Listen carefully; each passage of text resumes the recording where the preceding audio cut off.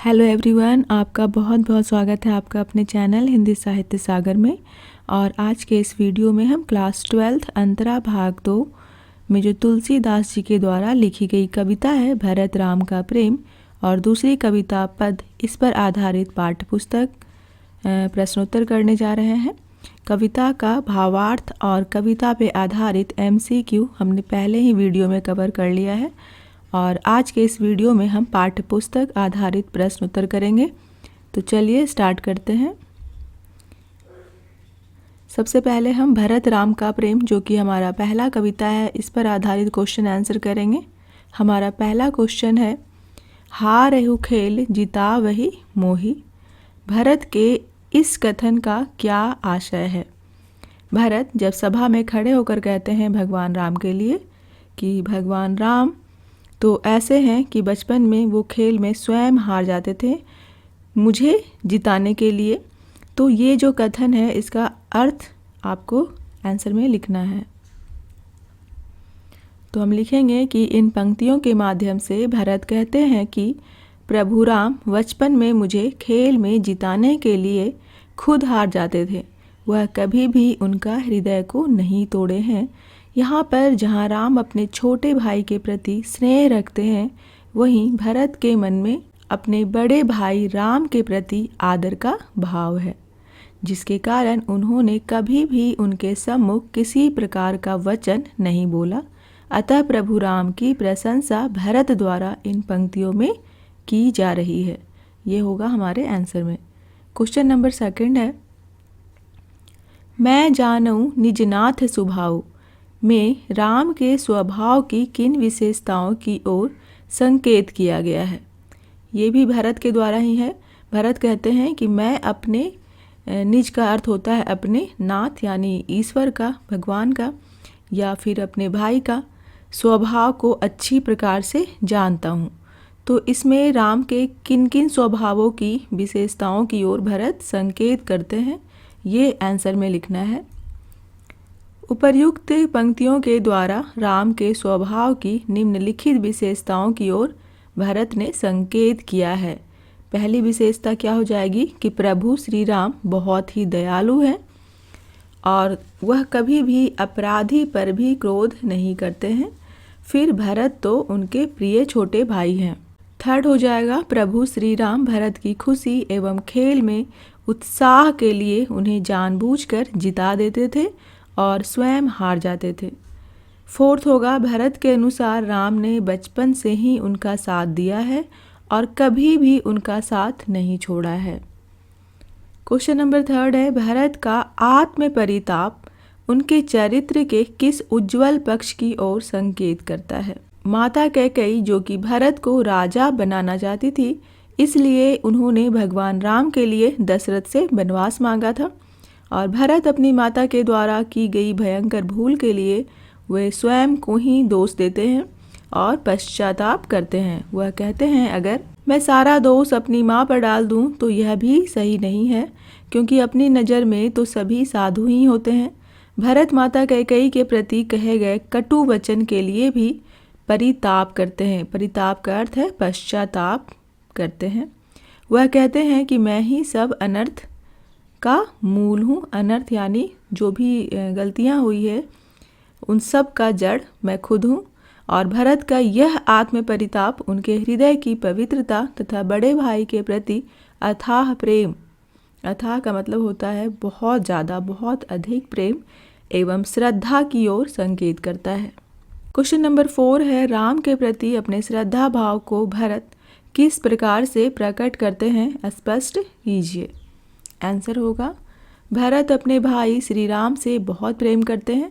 जब वे अपने भाई राम से मिलने वनवास जाते हैं, यानी कि वन में जाते हैं, जो स्थल का नाम जहाँ पे चित्रकूट होता है वहाँ जाते हैं, तो वहाँ राम, सीता एवं लक्ष्मण को मुनि वेश में देखकर तथा बिना जूतियों के ही चलते हुए देखकर उनके आँखों से आंसू बहने लगते हैं। वन में श्री राम का जीवन बहुत ही कठिन था। उस कठिन जीवन को देखकर भरत भाव विभोर हो जाते हैं। भाव विभोर का अर्थ होता है इमोशनल हो जाते हैं, क्योंकि उन्होंने भगवान राम को सदैव राजकुमार की भांति देखा था और यहाँ पे वो मुनि वेश में देख रहे हैं, पैरों में उनके चप्पल तक नहीं है, वो बिना जूतियों के चल रहे हैं। और इस प्रकार से उनकी दशा देख करके भरत बहुत ही ज़्यादा इमोशनल और बहुत ही हर्ट होते हैं। उन्हें बहुत दुख होता है कि यह जो भी हो रहा है सब कहीं ना कहीं उनके कारण ही हो रहा है। अपने भाई के इस कठिन दशा का जिम्मेदार वह स्वयं को ही ठहराते हैं। क्वेश्चन नंबर 5 है, मही सकल अनरथ कर मूला। पंक्ति के द्वारा भरत के विचारों भावों का स्पष्टीकरण कीजिए।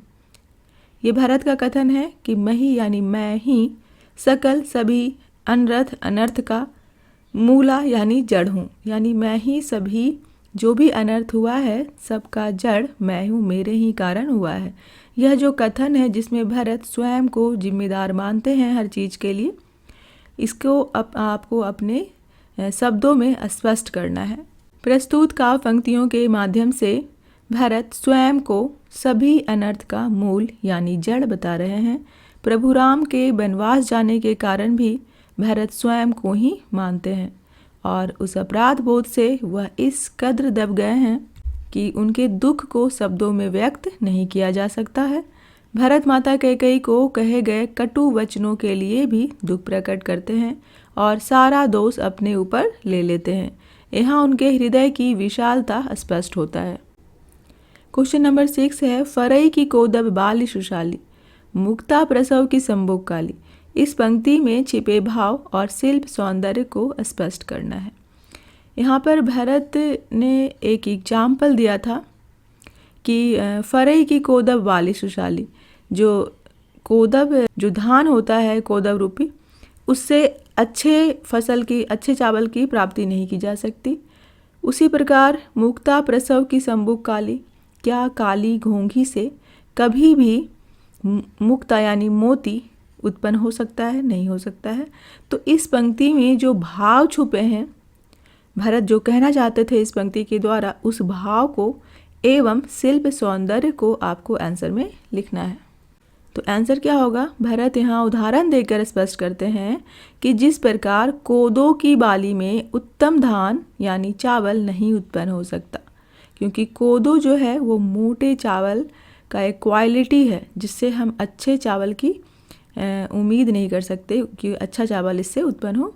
और तालाब की जो काली घोंघी होती है उससे मोती उत्पन्न नहीं हो सकता है।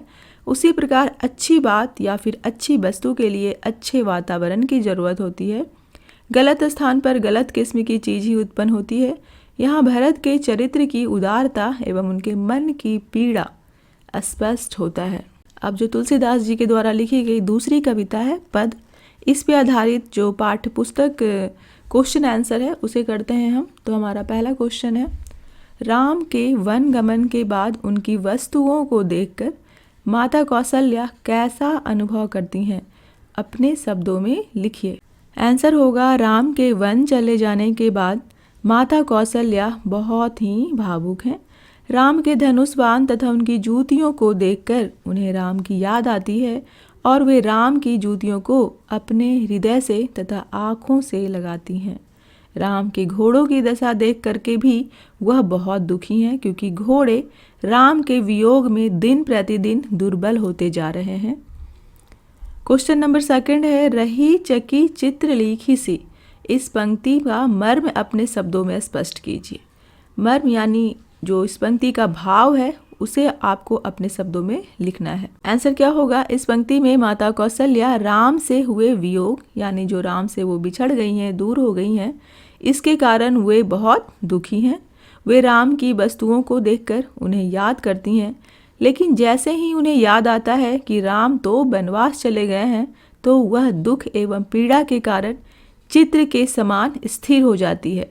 जिस प्रकार से किसी चित्र में कोई स्त्री बनी होती है किसी चित्र में और वह बिल्कुल स्थिर होती है, उसी प्रकार जब माता कौशल्या को स्मरण हो आता है कि भगवान राम तो अब महल में है ही नहीं, वो तो वनवास जा चुके हैं, तो उनकी दशा पीड़ा में बिल्कुल चित्र के समान स्थिर हो जाती है। जैसे चित्र में बनाई गई स्त्री के मुख तथा शरीर में किसी तरह का हाव भाव नहीं होता है, वैसे ही राम की दुखद अवस्था को याद करके माता कौशल्या हिलती डोलती भी नहीं है और स्तब्ध हो जाती हैं।